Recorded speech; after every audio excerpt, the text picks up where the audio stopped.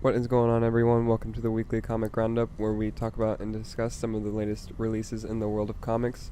Joining me again today, as always, is my good friend Andrew Lilly. How are you doing, man? I'm great. How are you doing? Pretty good. I had a pretty bat-heavy pull this week. I had a lot, mainly only bat books. But anyways, starting off on a non-bat book, Aquaman number, I'm gonna guess I think you're 17, 18, no 19. Yeah, I think we're at 19 now. I think all the books So, are 19. Yeah, Aquaman, I glanced at the Nightwing 17 that I had and thought that for a second, but the Aquaman 19 came out this week, so how was that one? It was good. It was a new start, a new arc. I'm trying to remember what the name is. H202, I think. Wait. No, H2.0. Okay, whatever. It's close enough. But anyway, it's a new arc that we see the return of the Aquaman villain Deadwater from Abnett's previous run on Aquaman during the New 52. Okay, I remember that. Yeah, and I really dug it. I thought it was really cool. It was almost like a little covert ops story because Aquaman and Mera have to team up with the Aquamarines, who were the ones that were trying to kill him in the previous story arc. And they're investigating this facility that went dark, and all the people, all the staff just disappeared, like 30 people or something. And so they're trying to investigate that, and we see they brought along the Scavenger, who was also in the previous run of Aquaman, and he had the big part with Deadwater. So so they're investigating that and investigating with this strange water that essentially created Deadwater, what that is, and they assume that that's the issue with what caused the disappearance. I dug it. I thought it was a really strong start to this arc. Probably the best issue I've read from Aquaman in quite a bit. It just felt really different.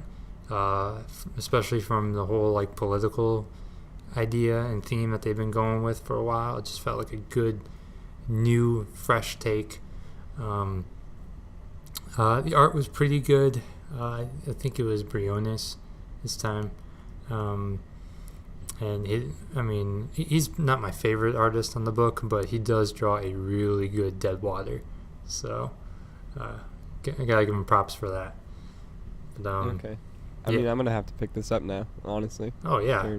Hearing all this. Oh, definitely. I definitely recommend it. It was a strong issue. I'm really looking forward to this arc.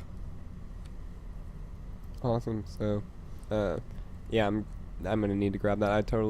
I was, like, kind of short on the amount of books I was going to get this week so far, but after hearing that, I'll have to spend a little bit more and pick that one up, because I really enjoyed Deadwater whenever he appeared previously and thought he was a cool villain. So to see him come back is really cool, and glad to hear that it was a good appearance. Yeah, I'm glad he wasn't just a throwaway villain. I'm glad that they're bringing him back, because he was cool, and the idea of him was really cool, that a villain who can teleport with any body of water. It could be anything from an ocean to like a droplet, and he can teleport through it. So, I mean, that's pretty scary stuff. So yeah, he was definitely an awesome villain. Yeah, he was. But sticking with DC, All-Star Batman number 8 came out this week, and so this one continues. It's the third issue in the Ends of the Earth, I believe that's the title. Yeah, Ends of the Earth story arc, where Snyder has different villains from Batman in different locations around the country, but they're all still connected to the same story, which is Batman trying to stop this virus that Mr. Freeze released, or this, I don't remember the exact type of virus it is, like how it travels, but anyway, he's trying to stop it, and then he got a cure, sort of, from Ivy, and he's still tracking it, and has now led him to Mad Hatter in the swamps of, I do not remember where exactly, but anyways, he's going to fight Mad Hatter and confront him and get more answers about who's behind this and kind of what's going on. And I enjoyed it, but it was similar to the Mr. Freeze issue, where the narration wasn't typical. Like, it didn't have character back and forth dialogue bubbles. It was just one long. Like there was just text on the pages. Really, there wasn't even boxes sometimes. But and then it was like you say or he would say, and then so it got a little bit confusing for me in the middle because the story was also kind of, it was very Mad Hatter story, which I thought that it was done well, and I did enjoy that part of it in that aspect. But it was just a tad confusing, and you definitely, I think, I had to read it twice, or I need to read it twice. Mm-hmm. But yeah, I enjoyed it, but not. I still think about that the Poison Ivy issue is my favorite of this arc so far. But so hopping over to Marvel, Daredevil number 18, I think. 18? Yeah. Came out this week. So what's going on in that one, and how's that? Really good issue. This is the second issue of the Purple arc, and it's about essentially the story about how Daredevil got his secret identity back. For those who don't know, during the all new, all different Marvel, Daredevil, and no one remembers that Matt Murdock is Daredevil anymore, and that used to be a known thing, especially back during like the Wade run. Everyone knew he was Daredevil. So this is the story of how he got his secret identity back. And so we see that one of the main players in this is the Purple Man. And at the end of the last issue, 2 of the Purple children that he essentially engineered to give himself more power, have come to Matt Murdock's home in San Francisco, asking for help because the Purple Man is trying to get these 2 because he has the others. There are like five children, and if he has all 5 of them, they can have the same effect as he does by controlling people, but separately they can't have that power. And so they're seeking protection from Daredevil, and yeah, it's kind of the premise of the issue. Don't want to give away too much, but it was a really good issue, really good art by Ron Garney, and I've actually been really digging this one because this feels like classic Daredevil to me, even more than than Soule's past Daredevil arcs. I think mostly I love how it ties into the Wade run, because we've got characters like Kirsten McDuffie, Daredevil's I guess ex-girlfriend now, and it looks like next issue might be Foggy. So yeah, it was a great issue. I definitely recommend it, especially if you're fans of the Netflix Daredevil. It has a really similar tone to that, so I highly recommend it. Awesome. Yeah, that sounds really intriguing, especially with the Purple Man involved. Oh yeah, definitely. I like that a lot. That sounds good. I need to. I'm at like issue 6, I think, of Daredevil right now, but so I'm in the process of getting caught up. I'll get there eventually. Yeah, definitely.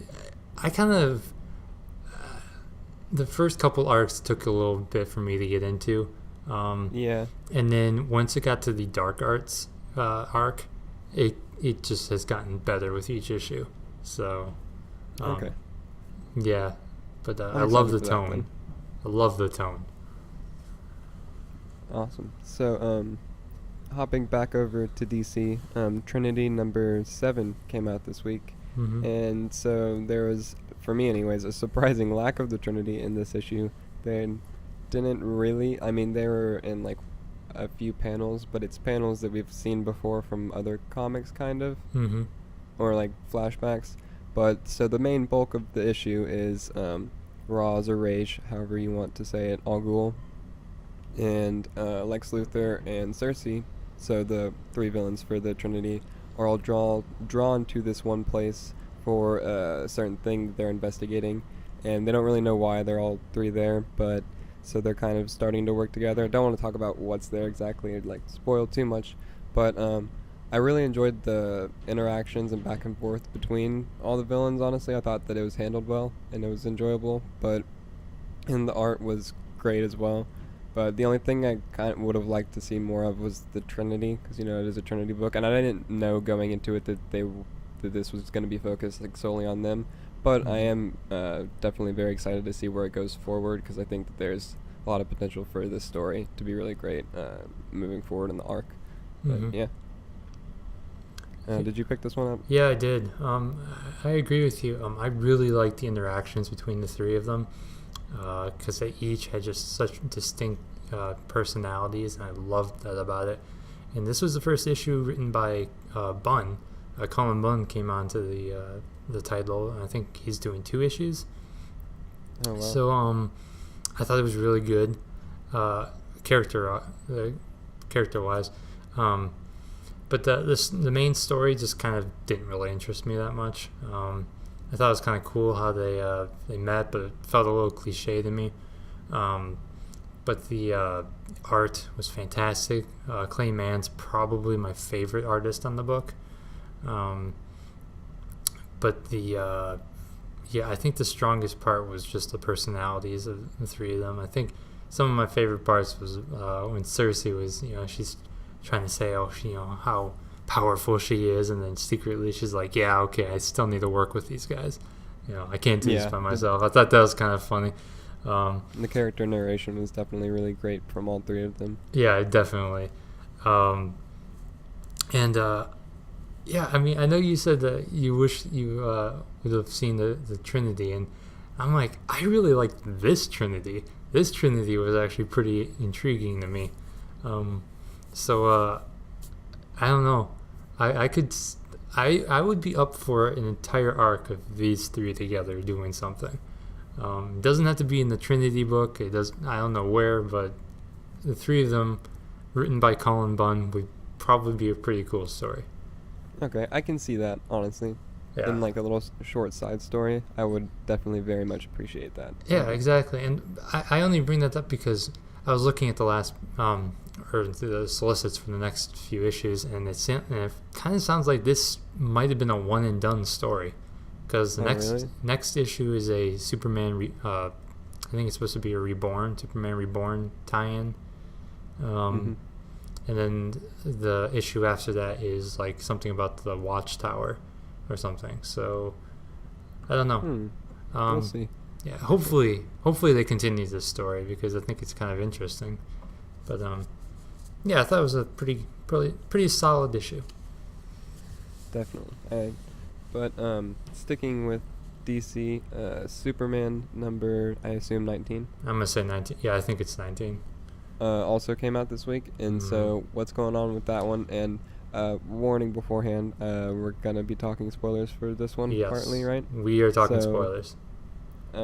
Yeah, if you don't want to hear any of the spoilers for that, don't listen to this part. Skip ahead a little bit. But anyways, so what's going on in that, and how was that issue? This issue was incredible. I loved it. It gives us a little more insight into Rebirth without giving us too much. But essentially, I can't pronounce the villain's name, so I don't know if you can help me out with it. The Mr. Mixel, whatever. Oh, the like short guy. Yeah. Okay. Yeah. The little. I don't even know. I don't. The Lucky Charms leprechaun looking guy. Yeah, I don't know how to pronounce it. Yeah. Anyway, well, he was or the beginning of the Superman Reborn crossover. He was revealed to be the fake Clark Kent, and he's the one who's been messing with the current Superman and Lois Lane. So, at the beginning of this issue, Lois has no idea who Superman is or their son is, and Superman himself is already starting to lose his memories of them, and he has to play this game with Lucky Charms guy to in order to get his son back. And which was a pretty cool sequence. Meanwhile, John is stuck in, I don't know what they call it, the 5th dimension or something, and he sees these 2 red orbs, or like energy balls, and they're talking to him, and they sound like his mom and dad. So he's thinking that they're his mom and dad.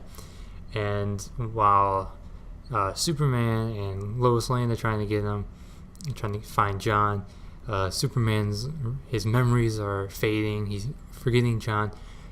John comes through, and he's coming to save both of them, and he reveals that the Superman and Lois Lane that he was talking to are from the New 52. So they were essentially resurrected. and they're the red energies, and it's essentially bringing back Superman Red and Superman Blue, and it reveals that Superman during the New 52, Superman was split in two, and that's what gave Superman the pre-52 Superman is the blue, and the New 52 Superman is red, and the same goes with Lois Lane. So it was pretty interesting. It's a really interesting issue. I highly recommend it. What else can I say about this? It's just really interesting because now we've seen two individuals who know about the anomalies of the New 52 and the Rebirth timeline, but they're still not the ones who are responsible for it. So I don't know. I definitely recommend picking it up because it is really interesting. And I just really can't wait to see what they do next week when it concludes in Action Comics. That's honestly crazy. I did not see that coming. Yeah, it was pretty awesome. Just the way that DC is handling Rebirth and everything that they've done so far and what they seem to have in store has just been so fantastic. And definitely. I can't wait to see more. Definitely, dude. And it's just something about, I know New 50 Superman was kind of just okay, but seeing him back again was still pretty cool. And I liked it. And also seeing New 52 Lois Lane. So I'm wondering what's going to happen. Are they going to merge with the pre-52 Superman and Lois Lane? And as a consequence, are they not going to remember John? There's a lot of questions. So and we're not going to figure that out until next week. What's going to happen? Yeah, so I don't know. Some pretty interesting stuff's coming. I could see that happening. So Rebirth is so crazy. It's honestly the best thing to happen. Definitely. It's so long. I definitely recommend picking up Superman because it is an awesome book.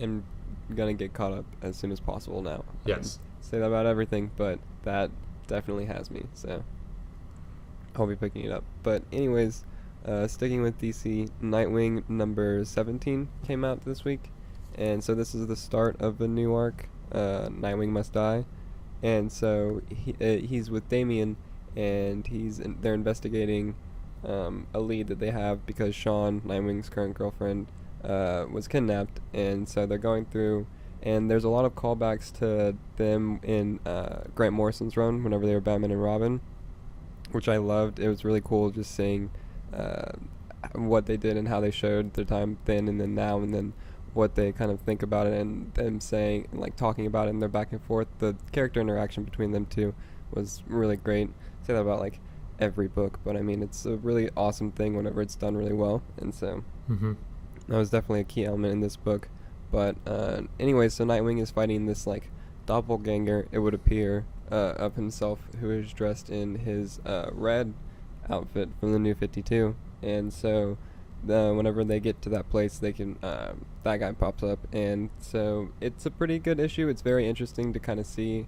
I was really curious about who this person was, and it's explained by the end of the issue, but with something that definitely makes sense and also kind of ties into their what happened with them in the Grant Morrison run. So if you can kind of piece that together. But anyways, it was really good. I really enjoyed it. Art by who was it? I do not remember. Fernandez. I don't know the first name, but anyways, I thought it was great art. I would definitely recommend it. It was a strong start to the new arc for Nightwing, so yeah.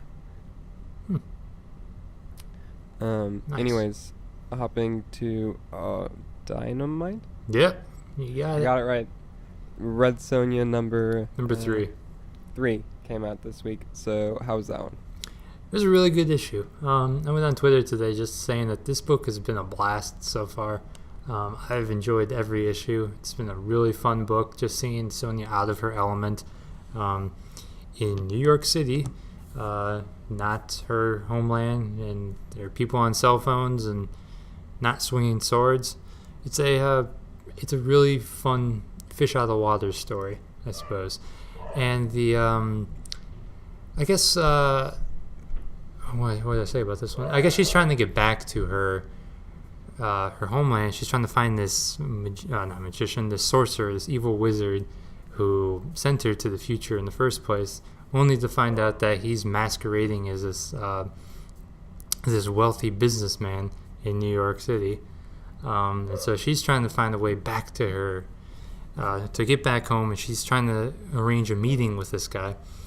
So with a few of her newfound friends, she meets up with this one girl from a museum, and they're hosting some gala to showcase some artifacts and weapons and stuff from her time period. So yeah, it was a really interesting issue. I really liked it. Really fun, like I said. Artwork is gorgeous. If you're looking for a good adventure, I guess sort of sword and sorcery, but not really. I guess it's kind of a different take on it. But I highly recommend it. Awesome. Sounds like a really definitely interesting book and a really solid read. Yeah. But moving back over to DC, Batwoman number one. Right? Yeah, number 1 came out this week. So what's kind of going on in that issue, and how was that? The issue, I hate to say it, but it was kind of a letdown. After such a build-up with Batwoman and Rebirth, I guess I was expecting a little more, and I think the problem with it is that it keeps bouncing back and forth between the past and present, and it just really ruins the momentum of the book for me. And so because the beginning of the issue starts with the last seller of the Monster Men Venom that we saw back in the Night of the Monster Men arc, and then we're getting some flashbacks with this woman called Sophia or Coriana. Sorry, can't remember which one it is. And yeah, it just felt really out. Just there were too many things that were just thrown in this book, and I know they'll probably tie it together, but it just really kind of affected the momentum of the story in this issue for me. And so sadly I did not really find myself enjoying the book, except for the art. The art was really good. Steve Epting, and he's phenomenal. He's one of the best in the business. And I think one thing that the book really needs to focus on right now is getting a strong supporting cast for Batwoman, because right now she's got Julia Pennyworth from Scott Snyder's run of Batman. Wow. Okay. Yeah. I really like her, honestly, Yeah. as a supporting character. Yeah, she was great. And that's it, though. She's the only one. I was expecting like 2 more people. Yeah. At least.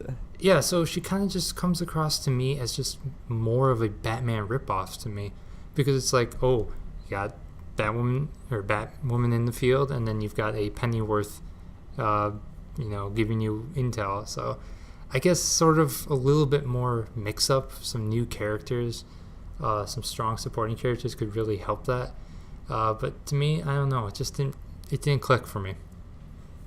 Man, I can see that though, because I kind of felt that when reading the Rebirth one, the kind of switching between the past and present, and also given that I didn't really enjoy the Monster Men Monsters Men story arc that much, and so that coming back and being a really prevalent part of the first Batwoman story, and like it also being the present day part that kind of, like you said, breaks up the momentum. Yeah. I can really see that being disappointing and not as fun, or I don't want to say fun's the right word, but as enjoyable. Yeah, exactly. And it's just like you, the Monster Men, I'm just not into, because that arc, well, I think we both can agree that arc was a little forgettable. Yeah, unfortunately.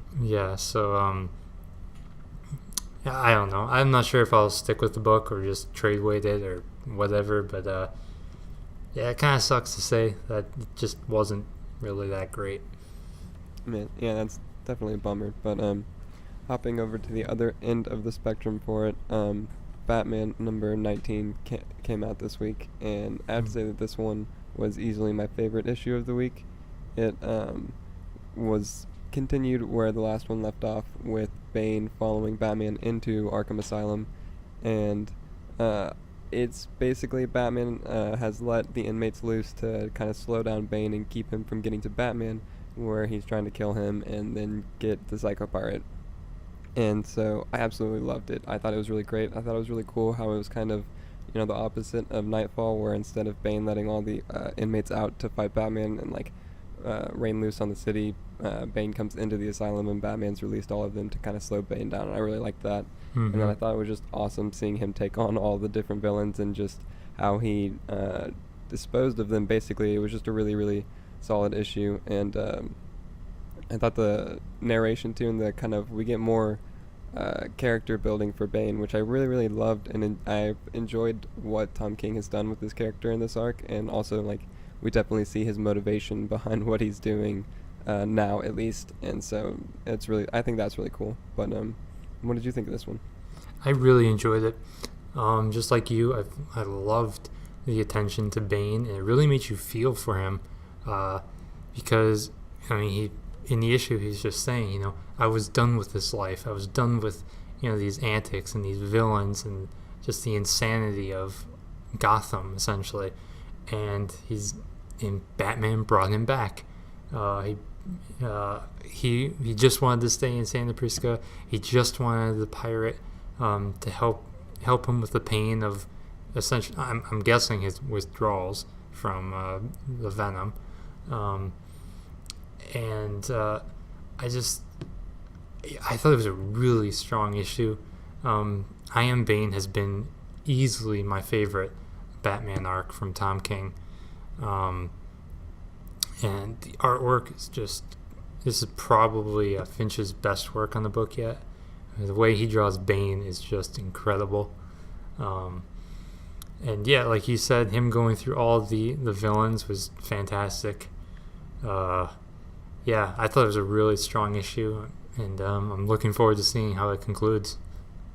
Yeah, I mean, like you said, the art was outstanding, and then just the way, like you said, giving Bane more like character and backstory for that was just really awesome. And then there's the way the entire arc is played out so far. Like, I'd have to agree, it's my favorite of the book. But I like how it's all kind of been building to this, because the elements have all kind of stacked on top of each other and been there.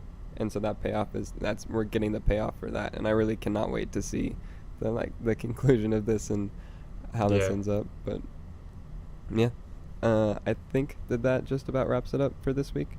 And did I miss any? Nope, I don't think so. So, anyways, if there are any books that we don't talk about, which I know are a lot, but you really want us to, or that we just completely skip over all the time, be sure to leave them in the comments below as always. And I guess now we will plug where you can find us on social media. So where can people find you at, Andrew? I'm on Twitter at AnderWriter. Come on by, talk comics, Aquaman, movies, video games, whatever you want. I'm up for it. Awesome. And you can find me on Twitter at APBatman with 2 T's. And also you can find us on the Drop podcast that we do weekly. We'll be recording in a couple days for this week's episode. And last week's episode is up right now. So be sure to go check that out. And yeah, be sure to tune in next week for the next weekly comic roundup. Later.